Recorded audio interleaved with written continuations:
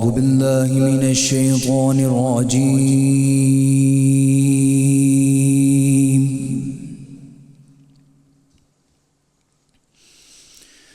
بسم الله الرحمن الرحيم.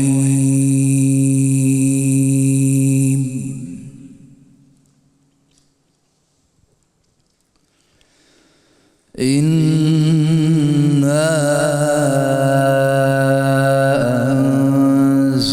أنزلناه في ليلة القدر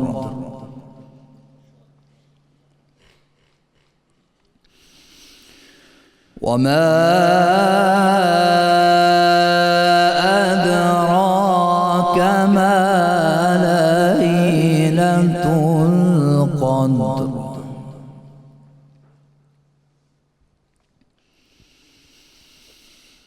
إنا أنزلناه في ليلة القدر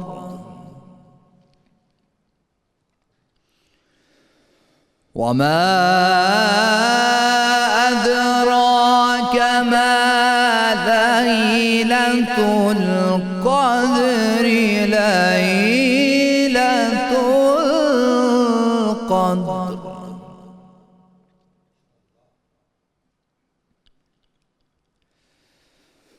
وما أدراك ما ليلة القدر ليلة القدر خير من ألف شهر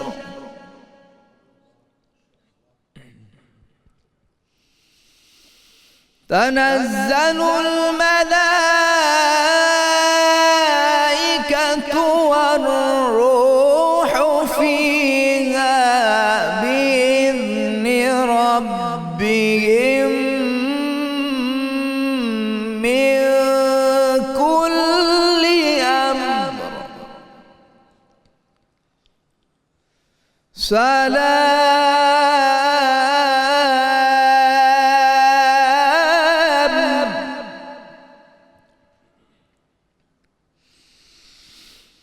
تنزل الملائكة والروح فيها بإذن ربهم من كل أمر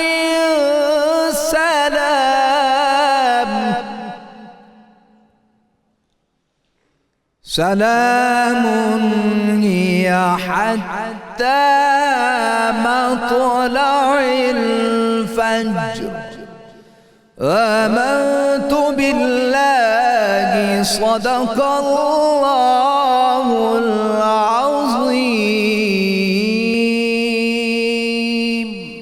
اللہ ماشاء اللہ ماشاء اللہ. یہ تھے ملک کے معروف قاری جناب قاری محمد فرحان نقشبندی صاحب جو تلاوت کلام پاک سے ہمارے قلوب منور فرما رہے تھے. الحمدللہ رب العالمین والصلاة والسلام علی سید الانبیاء والمرسلین. اللہم صلی علی سیدنا و مولانا محمد وعلی آلہ واصحابہ وبارک وسلم وصلی علیہ. دنیا کے تمام دیکھنے والوں، تمام چاہنے والوں، تمام پیار کرنے والوں کو اور جہاں جہاں تک اس وقت میری آواز کو سنا اور مجھے دیکھا جا رہا ہے، جنید اقبال کی جانب سے انتہائی محبت کے ساتھ السلام علیکم. ایک بار پھر ناظرین آپ کو رحمت رمضان کی خصوصی براہ راست نشریات میں افطار کے اس حسین سے موقع پر میں دل کی گہرائیوں سے خوش آمدید کہتا ہوں. آج ناظرین دل چاہ رہا ہے بات کا آغاز ایک ایسے موضوع سے کیا جائے کہ یہ عموم کا مسئلہ ہے، یہ خواص کا مسئلہ نہیں، عموم کا مسئلہ ہے. ہر شخص آج یہ سوچتا ہے کہ رزق کیسے بڑھے، میرا رزق کو کیسے بڑھایا جائے، رزق بڑھانے کے حوالے سے کون سے ایسے اعمال ہوں جن کو میں اختیار کروں کہ میرے رزق میں وسعت ہو جائے، میرا رزق وسیع ہو جائے، اللہ تعالیٰ اسے کشادہ فرما دے، اس میں کشادگی ہو جائے. تو آج بنیادی طور پہ آپ نے جانا کہیں نہیں ہے، کیونکہ آج کے پروگرام میں انشاءاللہ ہم آپ کو بتائیں گے کہ آپ اپنے رزق کو کیسے وسیع کر سکتے ہیں، یعنی اس کو بڑھا کیسے سکتے ہیں، اس میں کشادگی کیسے ہوگی، اس کو وسعت کیسے ملے گی. یہ بہت کمال موضوع ہے ناظرین، بلکہ میں کہوں کہ یہ ہر گھر کا مسئلہ ہے تو غلط نہ ہوگا. اچھا پھر ایک اور بات ہے، ہمارے ہاں رزق کے بارے میں لوگوں کے ذہنوں میں ایک عام تاثر یہ صاحب کہ رزق کا تعلق صرف نوٹوں سے ہے کہ نوٹ آنے چاہیے تو اس کا مطلب ہے رزق میں وسعت ہوگی. ایسا نہیں ہے ناظرین, ذرا توجہ سے اس بات کو سنیے کہ رزق بیسیکلی ہے کیا. رزق اللہ تعالیٰ کی دی ہوئی ہر نعمت کو کہتے ہیں. ہر نعمت, جو نعمت اللہ نے آپ کو عطا کی ہے وہ بنیادی طور پر رزق ہی کے دائرے میں آتی ہے, چاہے وہ صحت ہو, چاہے وہ علم ہو, چاہے وہ طاقت ہو, چاہے وہ وقت ہو, چاہے وہ اناج ہو, چاہے وہ اخلاق ہو, چاہے وہ عمل ہو, چاہے وہ نیک بیوی ہو, چاہے وہ نیک اولادیں ہوں, چاہے وہ مال ہو, چاہے وہ دلی اطمینان ہو, یا پھر امن کی نعمت ہو. یعنی ہر نعمت بنیادی طور پر رزق ہی کے دائرے میں آتی ہے. اللہ تبارک و تعالیٰ کی ناظرین بے شمار نعمتوں میں سے ہر نعمت بنیادی طور پر رزق ہی ہے. غرض ہر وہ چیز جس سے انسان کو کسی نہ کسی رنگ میں فائدہ پہنچتا ہو وہ دراصل رزق ہے. اچھا جی, اب یہ میرے رب کا نظام ہے ناظرین کہ اللہ تعالیٰ بعض لوگوں کو کشادہ رزق عطا کرتا ہے اور بعض لوگوں کو رزق میں تنگی فرما دیتا ہے. یعنی بعض لوگوں کے رزق میں اللہ تعالیٰ جو ہے وہ تنگی فرما دیتا ہے اور بعض کے رزق میں انتہائی کشادگی عطا فرماتا ہے, انتہائی اس کو وسیع کر دیتا ہے. قربان جائیے ناظرین رب کی ربوبیت پر کہ اللہ تعالیٰ ایک منظم ضابطے کے مطابق تمام مخلوقات کو اپنے وقت پر رزق پہنچاتا ہے, چاہے وہ زمین پر چلنے والے اور رینگنے والے جاندار ہوں یا ہوا میں اڑنے والے پرندے ہوں. نہ سمندر کی تاریکیوں میں بسنے والے جاندار اللہ کی نگاہ سے, نگاہ قدرت سے اوجھل ہیں, اور نہ ہی پہاڑوں کی چوٹیوں پر بسیرا کرنے والوں کو اللہ تعالیٰ بھولتا ہے. یعنی اللہ تعالیٰ وہ رب ہے ناظرین جو سب کو عطا کرتا ہے اور سب عطا کرتا ہے, جس کو چاہتا ہے جیسا چاہتا ہے رزق عطا کرتا ہے. امام قرطبی علیہ رحمہ نے حضرت ابن سبی سے روایت کی کہ ایک شخص نے حضرت حسن بصری رحمۃ اللہ علیہ کے روبرو قحط سالی کی شکایت کی تو انہوں نے فرمایا کہ اللہ تبارک و تعالیٰ سے اپنے گناہوں کی معافی مانگو. کیا فرماتے ہیں؟ اللہ تعالیٰ سے اپنے گناہوں کی معافی مانگو.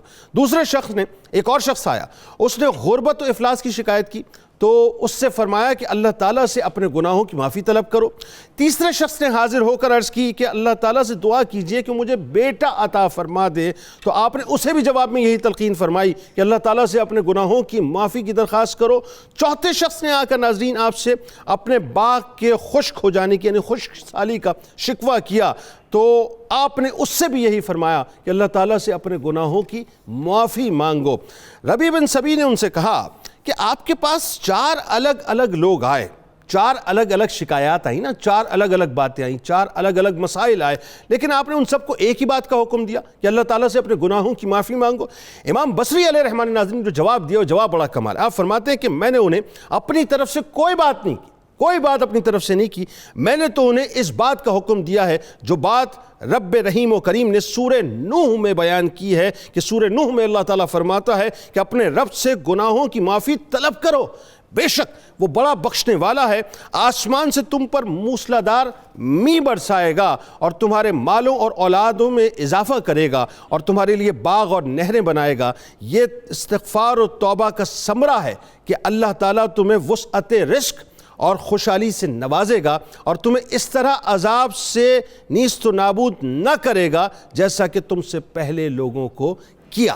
حضرت علی ابن ابی طالب رضی اللہ تعالیٰ عنہ سے روایت ہے کہ رسول کریم صلی اللہ علیہ وآلہ وسلم نے فرمایا کہ جسے درازی عمر, وسعت رزق اور بری موت سے چھٹکارا پانے کی خواہش ہے اسے اللہ سے ڈرنا چاہیے اور رشتہ داروں کے ساتھ حسن سلوک کرنا چاہیے. بس آخری بات عرض کر رہا ہوں کہ رسول اللہ صلی اللہ علیہ وآلہ وسلم نے ارشاد فرمایا کہ جو شخص اپنے رزق میں کشادگی چاہے اسے چاہیے کہ وہ صلہ رحمی کرے, صلہ رحمی کرے. اسی طرح سرکار مدینہ صلی اللہ علیہ وآلہ وسلم کے زمانے میں 2 بھائی تھے.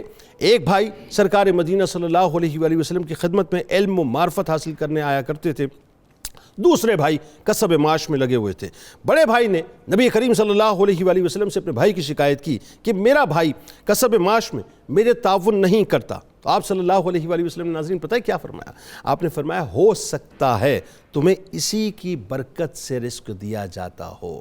ہمیں نہیں معلوم ناظرین کہ رزق آنے کے راستے کیا ہیں. بس اللہ سے بہتر رزق مانگے, اچھا رزق مانگے, وسیع رزق مانگے, کشادہ رزق مانگے, فضل والا رزق مانگے, عافیت والا رزق مانگیں۔ آئیے آغاز کرتے ہیں۔ ہمارے ساتھ جو شخصیات موجود ہیں یقیناً کسی تعارف کی محتاج نہیں، میرے بائیں جانب آپ کے، ہمارے، ہم سب کے انتہائی قابل احترام ہیں، میرے دل کے بہت قریب ہیں، ممتاز عالم دین ہیں۔ ابھی یہ جیسے ہی پہنچے تو میری دل کی دھڑکنیں سیٹ ہوئیں، ورنہ یہ نہیں ہوتے اگر سیٹ پہ تو میری دل کی دھڑکنیں بڑی تیز رہتی ہیں۔ محترم جناب مفتی فاروق القادری صاحب، آپ کو خوش آمدید، السلام علیکم۔ مزاج گرامی ماشاء اللہ۔ میرے دائیں جانب ناظرین ایک اور شخصیت یقیناً کسی تعارف کی محتاج نہیں ہے، اور آپ ریسلر ہیں، آپ کو رستم پاکستان کہا جاتا ہے صاحب، کیا زبردست ٹائٹل ہے آپ کا۔ آج اس رستم پاکستان سے پوچھیں گے کہ رستم پاکستان بننے میں آپ نے کتنا وقت لگایا۔ جناب انعام بٹ صاحب ہمارے ساتھ موجود ہیں، اور یہ بھی رزق کی ایک شکل ہے، اس پہ بات کریں گے آپ سے۔ اور ناظرین آپ کو معلوم ہے کہ کچن میں ہر مرتبہ کی طرح اس مرتبہ بھی کچن کے محاذ کو سنبھالی ہوئی ہیں محترمہ مہوش ستارہ صاحبہ، آپ کو بھی خوش آمدید، السلام علیکم۔ وعلیکم السلام۔ کیسے مزاج ہیں؟ الحمدللہ ٹھیک ٹھاک ہیں۔ اور آخر میں ناظرین میرے بائیں جانب محترمہ ڈاکٹر بشرا مرزا صاحبہ تشریف فرما ہیں، آپ وائس چانسلر ہیں Lahore college for women university کی، تمغہ امتیاز بھی ہیں ماشاءاللہ، سناخہ ہیں، آپ کو بھی بہت شکریہ، آپ تشریف لائیں، السلام علیکم جی۔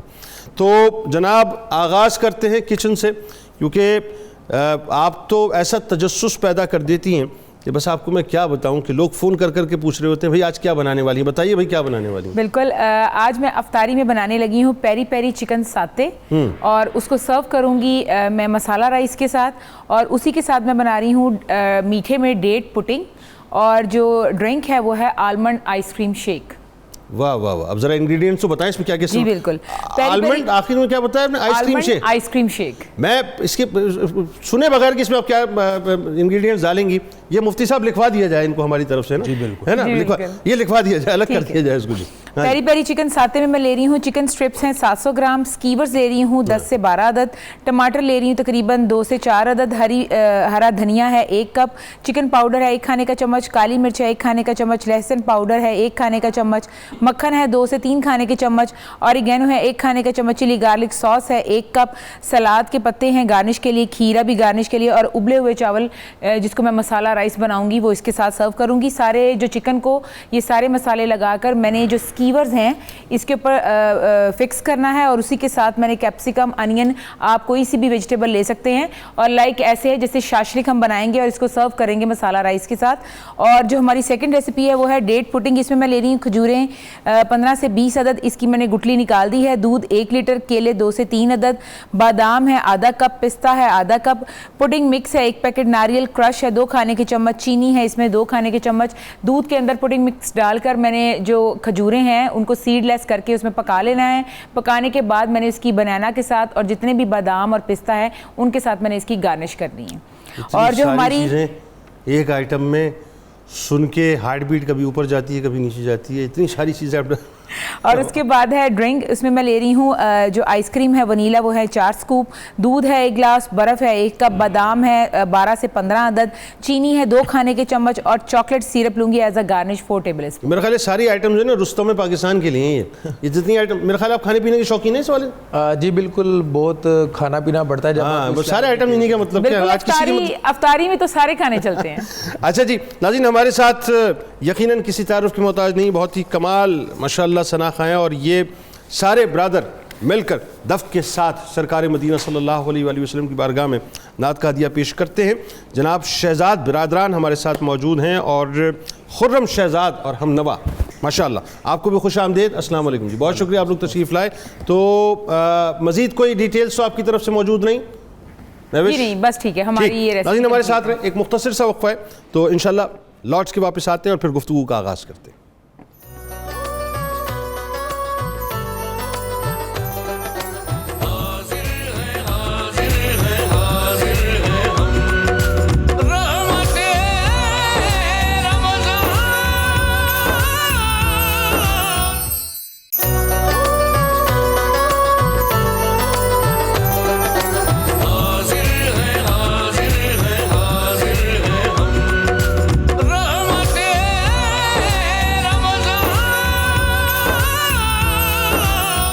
مفتی صاحب بات کا آغاز آپ سے کرتے ہیں۔ آج ظاہر ہے رزق بڑھانے والے اعمال، رزق کے دروازے کھل جائیں، اس حوالے سے قرآن جو ہے وہ بنیادی طور پر کیا اس حوالے سے کہتا ہے کہ رزق کے دروازے کیسے کھولے جا سکتے ہیں؟ بسم اللہ الرحمن الرحیم۔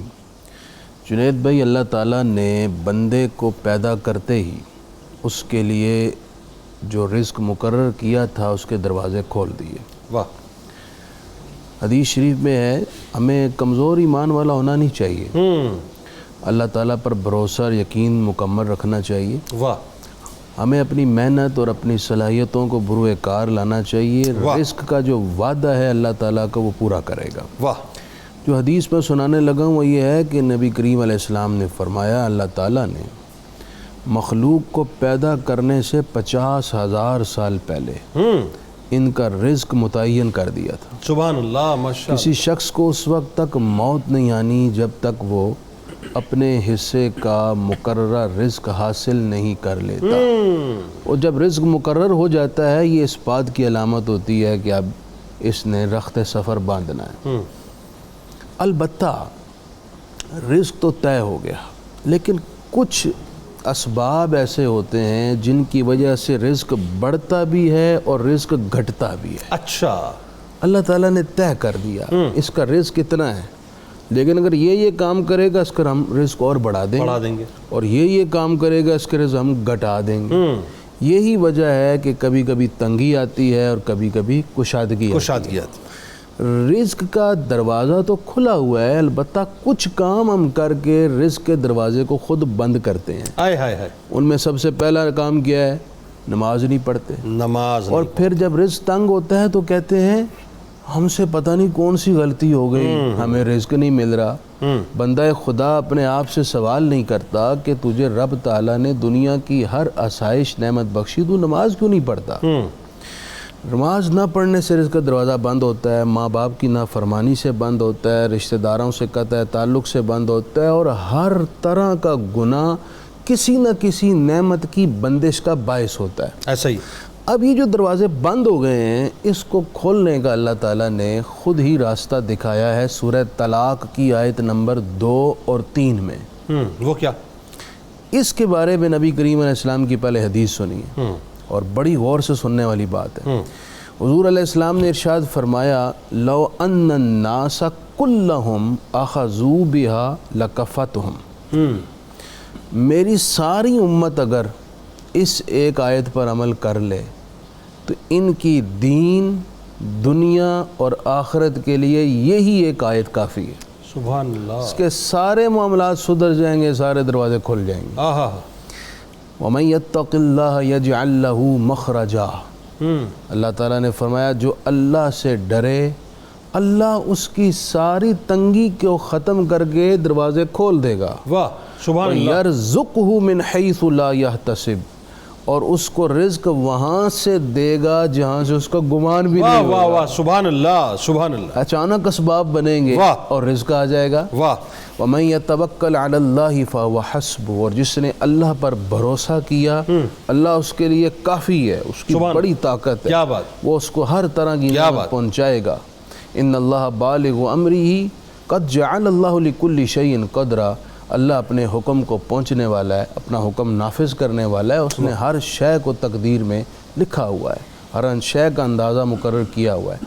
تو اس آیت کریمہ سے بنیادی طور پر جو ہمیں قرآن مجید نے سبق دیا ہے وہ یہ ہے کہ تم اللہ تعالیٰ کے ڈر اور خوف کے سائے میں زندگی گزارو۔ نماز پڑھو اس لیے کہ میرے مالک کا حکم ہے، معاف کی فرما برداری کرو اس لیے کہ میرے مالک کا حکم ہے، بیوی اپنے شوہر کا احترام اس لیے کرے کہ اللہ نے فرمایا ہے، سبحان اللہ، شوہر اپنی بیوی کے حقوق اس لیے پورے کرے کہ اس کے رب کا حکم ہے، واہ، زندگی بھی خوشگوار ہو جائے گی، سارے دروازے بھی کشادہ ہو جائیں گے۔ سبحان اللہ، ماشاء اللہ، ماشاء اللہ۔ ڈاکٹر صاحب آپ کی طرف آتے ہیں، آپ ظاہر vice chancellor Lahore college for women university کی، اور ماشاء اللہ اللہ نے آپ کو ایک مقام بھی دیا، آپ تمغہ امتیاز بھی ہیں۔ اچھا، اب بات یہ ہے کہ 7 سالہ میرے خیال ہے تقریبات کا آغاز بھی آپ کا ہوا ہے نا یونیورسٹی کا۔ اچھا، یہ اٹ سیلف ایک رزق ہے کہ اللہ مقام دے، یہ اٹ سیلف ایک رزق ہے کہ اللہ تعالیٰ ایک پوزیشن آپ کو عطا کرے، یہ اٹ سیلف ایک رزق ہے کہ اللہ تعالیٰ آپ کو اس جگہ پہ بٹھائے کہ جہاں پہ آپ کے جنبش قلم سے بہت سے کام ہوتے ہوں، اور یہ اٹ سیلف ایک رزق ہے کہ آپ اس پوزیشن پہ بیٹھ کے علم کی ترویج کریں، کیونکہ علم خود جو ہے وہ ایک رزق ہے۔ تو کیسے دیکھتی ہیں اس سارے معاملے کو کہ جو اللہ تعالیٰ نے اتنی آپ کو رزق کی کشادگی عطا کی ہے، پھر اتنا بڑا جو کام آپ کر رہی ہیں؟ جی بالکل، اللہ تعالیٰ کی بہت مہربانی ہے کہ اللہ میاں اس مقام تک پہنچاتا ہے، اور اس کے ساتھ پھر ایک ذمہ داری بھی ظاہر ہے اسی مناسبت سے بنتی ہے کہ جو اللہ میاں نے پوزیشن آپ کو دی ہے آپ اس کے ساتھ انصاف کریں اور ایسے کام کریں جو کہ آپ کی پوزیشن کے مطابق ہوں، جو کہ انصاف اور عدل پر مبنی ہوں، اور آپ کنٹریبیوٹ کر سکیں، آپ لوگوں کے لیے بہتری کر سکیں. جیسے کہ ایک تعلیمی ادارے کے اندر ایک سربراہ کی حیثیت سے یہی کوشش ہے کہ ہم اپنی بہترین تعلیم اپنی بچیوں کو پہنچا سکیں، بہترین تربیت ان کی کر سکیں، کیونکہ تعلیمی ادارے کا مقصد جو ہے وہ صرف ڈگری دینا نہیں ہے بلکہ تعلیم اور اس کے ساتھ تربیت کرنا ہے. تو میں سمجھتی ہوں کہ اگر ہم کوئی بھی ایجوکیشنل انسٹیٹیوشن یہ کرنے میں کامیاب ہوتی ہے تو اس کا مطلب ہے کہ انہوں نے اپنی ذمہ داریاں پوری کی ہیں. تو اگر ہم اپنے بچوں کی تعلیم و تربیت جو ہے وہ اچھے طریقے سے کریں گے تو میں سمجھتی ہوں کہ یہ ایک صدقہ جاریہ ہوگا، ایک انفرادی حیثیت سے بھی اور اجتماعی طور پر بھی یہ ہم سب کے لیے بڑی اعزاز کی بات ہوگی کہ اگر ہم اپنی بچوں کی تربیت اس طریقے سے کر سکیں جیسے کہ کی جانی چاہیے. ٹھیک، بات آگے بڑھاتے ہیں جناب، اور ہمارے ساتھ اس وقت جو ہیں وہ اپنا رستم پاکستان موجود ہیں. اچھا، یہ جو ریسلنگ کا شوق ہے اور پھر اپنی صحت کو بنانا، صحت بھی اٹ سیلف ظاہر ایک رزق کے اندر شامل ہے. اللہ تعالیٰ اچھی صحت عطا کرتا ہے، اس کا مطلب یہ ہے کہ اللہ تعالیٰ نے آپ کو ایک اچھا رزق عطا کیا ہے. تو اس عطا کردہ نعمت کو کیسے دیکھتے ہیں آپ کہ اللہ نے اتنا مقام دیا کہ آپ ورلڈ چیمپئن بھی بن گئے ماشاءاللہ، 2017 سے لے کے آج تک آپ کنٹینیوسلی ورلڈ چیمپئن بھی ہیں، پھر 2019 میں آپ کو صدارتی ایوارڈ پرائڈ آف پرفارمنس ملا. تو یہ چھوٹی باتیں تو نہیں ہیں، یہ رزق ہی میں شامل ہے نا کہ مال بھی مل گیا، پوزیشن بھی مل گئی، مقام بھی مل گیا، صحت بھی مل گئی، دنیا جانتی ہے. جی جی بالکل جنید بھائی، الحمدللہ اللہ تعالیٰ کا جتنا شکر ادا کیا جائے اتنا ہی کم ہے. میں سمجھتا ہوں کہ جو آپ کی صحت ہے یہ ایک بہت بڑا فیکٹر ہے، ایک بہت بڑا رزق ہے آپ کے لیے، کیونکہ ہم دیکھتے ہیں کہ بہت سارے امیر لوگ ہوتے ہیں، بہت سارے لینڈ لارڈ لوگ ہوتے ہیں، لیکن وہ دوائی کھانی پڑتی ہے ان کو کسی بھی قسم کی اپنی ڈائٹ لینے سے پہلے، اور اس کے بعد پھر جب اللہ تعالیٰ آپ پر اتنا کرم کرتا ہے کہ آپ اپنی صحت کو تو ٹھیک رکھتے ہیں، آپ کی صحت تو ٹھیک ہے، لیکن آپ اپنے قوم کے لیے، اپنے ملک کے لیے ایک پرائیڈ لے کر آتے ہیں، پاکستان کی ہسٹری بناتے ہیں. تو میں سمجھتا ہوں کہ یہ ایک بہت بڑا ایک اللہ کا خاص کرم ہوتا ہے. اور الحمدللہ اس لیول پر جا کر جب ہم ملک کے لیے کھیلتے ہیں کہ جب کوئی میڈل نہیں آ رہا ہوتا، جب اور اس کے ساتھ ساتھ جب میں وہاں پر پہلی دفعہ جب میں مقابلہ کھیلنے کے لیے گیا تو وہاں پر مجھے اس طرح سے پکارا گیا جیسے کوئی ٹیررسٹ آ گیا کہ جی یہ مطلب ہاں جی یہ مسلمان آ گئے ہیں اور یہ پتہ نہیں کیا اب یہاں پر ہوگا. لیکن اس جگہ پر جب رہ کر ہم نے الحمدللہ وہاں پر بیچ پر نمازیں پڑھی اور پاکستان کی طرف سے کھیلے اور یہ کے بعد دیگر مقابلے جیتے، تو ان کو سمجھ آیا کہ مسلمان اس طرح کے بھی ہوتے ہیں جو نماز پڑھتے ہیں، مسلمان اس طرح کے بھی ہوتے ہیں جو کسی کو تنگ نہیں کرتے.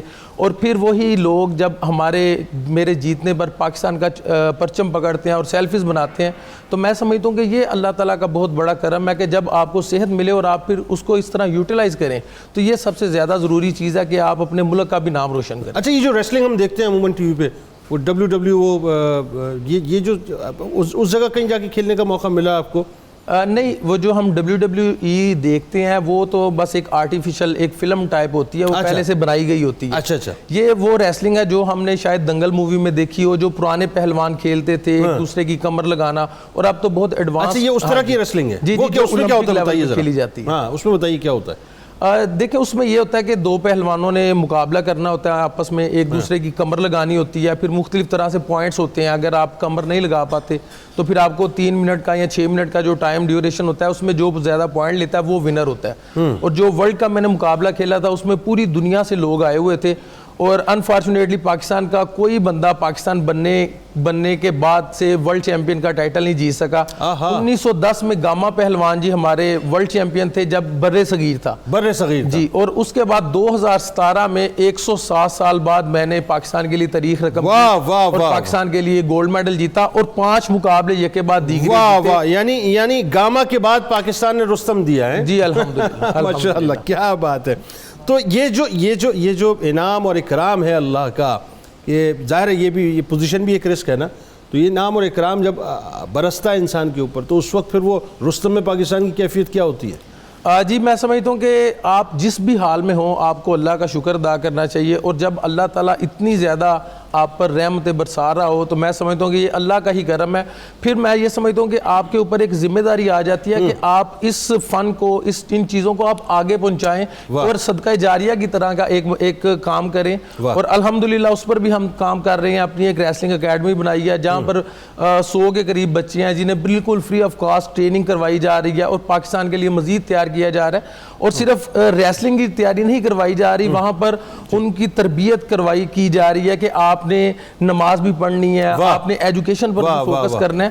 تو میں سمجھتا ہوں کہ جب آپ کو اتنی اللہ تعالیٰ کی طرف سے آپ پر نعمتیں ہوں، اتنا آپ پر ایک طرح کا رزق کا نزول ہو، تو آپ کو پھر لوگوں کے لیے آسانیاں پیدا کرنا. آگے جا کے میں آپ سے پوچھوں گا کہ ایک نعمت یہ بھی تو ہے نا کہ جب انسان پاکستان کا پرچم لے کے، جب خاص طور پہ جب پاکستان کا پرچم لے کے میدان میں اترتا ہے تو اس نعمت کا جو ادراک انسان کو ہوتا ہے کہ یار میں اس وقت جو پورے پاکستان کو لیڈ کر رہا ہوں، وہ کیفیت کیا، وہ بعد میں بات کرتے ہیں اس پہ. لیکن ڈاکٹر صاحب ایک بات بتائیے، جیسے کہ انہوں نے کہا کہ ظاہر ہم اب تربیت کرنا لوگوں کی اور لوگوں کو شعور دینا، آپ کا تو شعبہ ہی یہی ہے، اور یہ میں سمجھتا ہوں کہ آپ ایکچولی اچھا رزق پہنچانے کا ذریعہ بنی ہوئی ہیں بنیادی طور پہ، کہ اگر صحیح علم پہنچ جائے، صحیح تربیت پہنچ جائے تو اس سے بہتر رزق میرا خیال ہے مفتی صاحب ہو نہیں سکتا. کیا خیال ہے؟ تو اس حوالے سے کیا فرمائیں گے کہ ذمہ داریاں بڑی ہیں آپ کے اوپر؟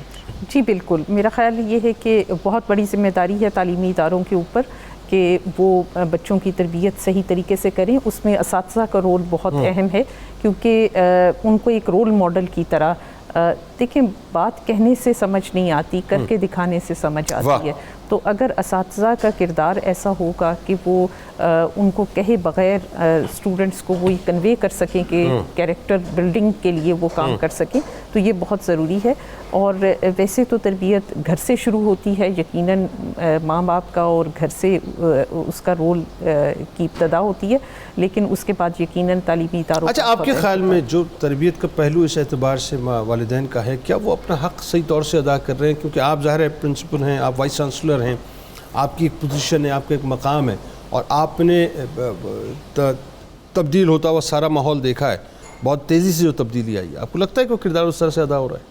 نہیں، میرا خیال یہ ہے کہ اس میں یقیناً بہت بہتری کی ضرورت ہے، کیونکہ خاص طور پہ ہم دیکھتے ہیں کہ جہاں پر اب انفارمیشن ٹیکنالوجی کی وجہ سے سوشل میڈیا کی جلغار ہے، تو ماں باپ کا کردار، گھر کے ہر فرد کا کردار کہیں زیادہ اہم ہو گیا ہے، کیونکہ ہمیں اس ساری جو میڈیا کی وجہ سے بچوں کے اوپر جو اثر آ رہا ہے اس کا مقابلہ کرنا ہے. تو اس کے لیے ضرورت تو اس بات کی ہے کہ ماں باپ پہلے سے زیادہ ویجیلنٹ ہو جائیں ان کی تربیت کے حوالے سے.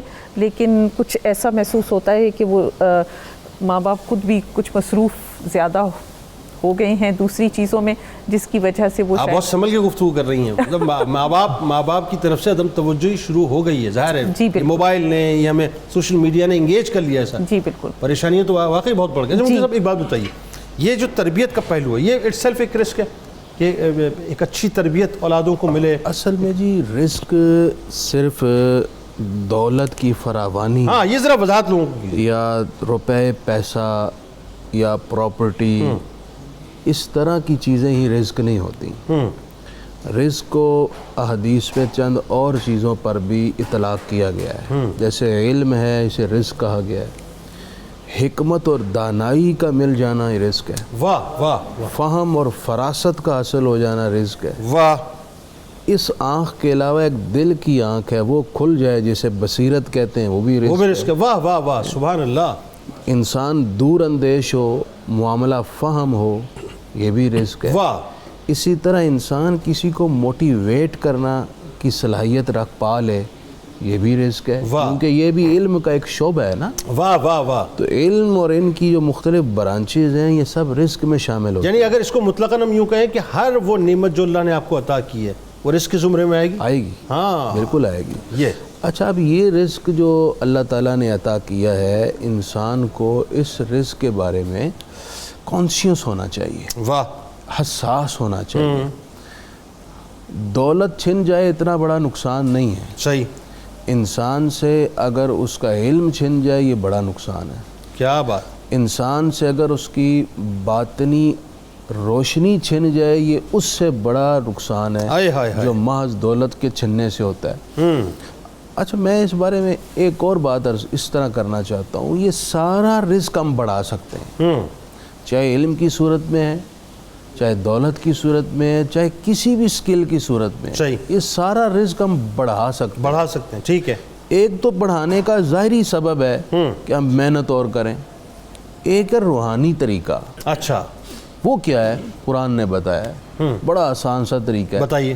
لَإِن شَكَرْتُمْ لَأَزِيدَنَّكُمْ، اللہ کریم نے فرمایا تم میرا شکر ادا کرو میں تمہاری نعمتوں میں اضافہ کروں۔ کیا بات ہے، سبحان اللہ۔ اس کا طریقہ بڑا آسان ہے بھائی، آپ رونا دھونا چھوڑ دیں، خوش رہنا سیکھیں، اللہ سے راضی رہنا سیکھیں۔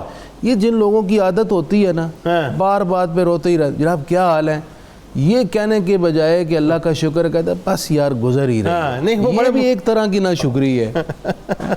یہ بھی تو کہہ سکتے ہیں اللہ کا بڑا شکر ہے، میں کروڑوں سے بہتر ہوں، وہ مالک مجھے کھلا رہا ہے پلا رہا ہے، میری صحت ہے، سب کچھ ہے، سب کچھ ملا ہوا، اس کے باوجود جو ہے جواب یہ آتا ہے کیا کریں، حالات ہی تھی، یہ جو کیا کریں ہو جاتا ہے پھر وہ۔